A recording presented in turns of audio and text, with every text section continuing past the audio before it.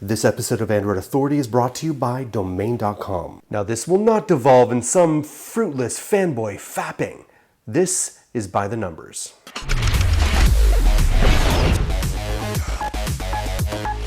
Despite the growth in lower-cost competitors and the mid-range Android phones this past year, we still turn to the major brands for the very top-of-the-line hardware.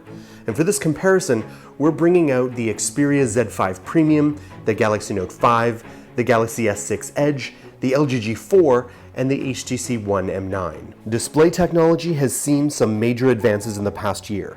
Samsung has brought its curved QH AMOLED to the mainstream with its Edge range. Sony has pushed out the first 4K smartphone with the Xperia Z5 Premium, and Huawei announced its Force Touch display with the Mate S. Apple remains behind the leading Android smartphones when it comes to display resolution, as more manufacturers push to QHD and beyond for their major flagships. Instead, Apple's big display feature is 3D Touch, which appears to be a rebranded form of the Force Touch from the Apple Watch. This new feature allows users to interact with the screen through deeper presses, as well as just regular touches. The Deep Touch allows for features that are baked throughout iOS, like the ability to launch the camera into selfie mode by deep pressing its shortcut, or the ability to preview images and other elements without opening them. If this sounds familiar, it's because many of these UI features have been used on Android in various forms, with long presses as a trigger. There's also a similar divisive split between the two groups' approaches to processing technology. While all of this year's Android flagship phones have bumped up the core count to at least 6, Apple is sticking with just 2 high-performing CPU cores in its A9 system on a chip. The new A9 processor is touted to be 70% faster at CPU tasks and 90% faster at GPU tasks compared to the A8 from last year. There's no confirmation yet, but it's believed that Apple has decided to bump up the amount of RAM to 2 GB in its latest iPhone, which would bring it closer to the 3 GB standard found in most Android flagships. The iPhone 6s also features bigger numbers when we look at the phone's camera sensors. The 8-megapixel rear camera has been bumped up to 12 megapixels, although it still falls short of the resolution of excellent sensors found in handsets like LG, Samsung, and Sony. That said, more pixels don't always result in better pictures, and it's likely that the iPhone 6s camera will remain one of the best around. The iPhone 6s also vastly improves its front-facing camera, offering a more competitive 5 megapixels with a resolution that catches up to most Android flagships. The LG G4 is slightly ahead with the impressive 8-megapixel sensor on the front. Now, when it comes to additional features, there's quite a bit of diversity between the big Android brands, let alone Apple's iPhone 6s. Sony remains firmly committed to water and dust resistance, which you won't find in any of the other major flagships. Samsung still has the only dual-mode wireless charging phone in our flagship selection here.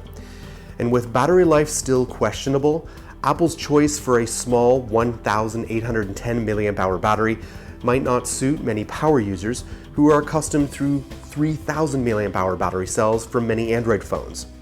Extras like quick charging are useful to make up the gap, but Apple doesn't appear to be adopting similar technology just yet. Fingerprint scanners seem almost like a must-have feature these days, but you won't find one on every Android flagship phone. Sony has joined the party recently with the Xperia Z5 range, but LG and HTC didn't include one on their flagships this year.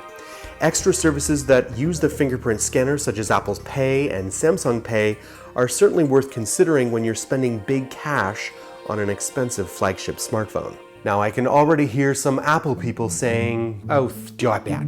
You don't get it. It's about the whole user experience." Yeah, I've heard something like that before. I've also heard something like, why do you want 4K resolution on a smartphone when it just drains your battery unnecessarily? Well, because we can. We're geeks and we like specs. Now, as I said, I don't want an endless, fruitless iOS versus Android debate, but I will tell you this. If you want a smartphone to just kind of work now, get an iPhone, please. But if you want options, power, and love to customize, welcome to the beloved world of Android. Do you hear that crying? That's someone who bought a domain name for their business and failed to get the .com. Why? Because no domain name extension tells your story with the same level of trust as a .com or .net domain name.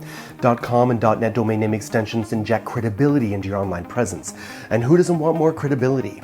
You can save 15% on domain name and web hostings when you use our coupon code ANDROID at domain.com checkout. Don't forget, 15% off when you use our coupon code ANDROID.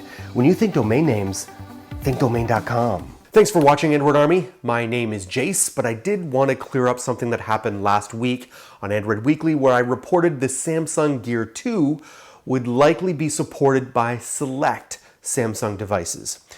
A couple of you in the comments criticized me for not doing fact checking and provided a link to a Samsung site where it clearly indicated that Samsung would support multiple Android devices, not just Samsung devices. So there's two things I wanted to say with this. One, that information was accurate at the time that the video was published. That's absolutely true. And in the article, I did choose the words, well, our editor did choose the words very carefully where it said, likely be supported. It wasn't 100% sure. And then a few hours later, Samsung clarified and provided information on what would be supported and what weren't. And it turns out that they would support multiple Android devices. Two, Samsung generally has a history of providing conflicting or confusing information on multiple channels. So they'll say one thing on Twitter and another thing on their website. Case in point, 2 weeks ago when we were talking about the Galaxy Note 5 and I criticized them for not providing a 128 gigabyte version, and then in the comments you provided a link to a Samsung website where it said no, there would be a 128 gigabyte version. But we knew that that was incorrect. And a few hours later, Samsung clarified it that no, there would not be a 128 gigabyte version. They corrected themselves. So it's real-time news. It's not like 20 years ago where it was just, we all go to a press conference, we all get the same information and it doesn't change. Now it's constantly fluid, and the article that the show is based on will be updated. So if you click on the link below, that article will be updated when new information comes along. So I wanted to clarify that. That's how it works. That's what happened. Okay? If there's any questions, please put it in the comments below. You don't want to forget about my brothers and sister in Android who are working super hard to be your source for all things Android.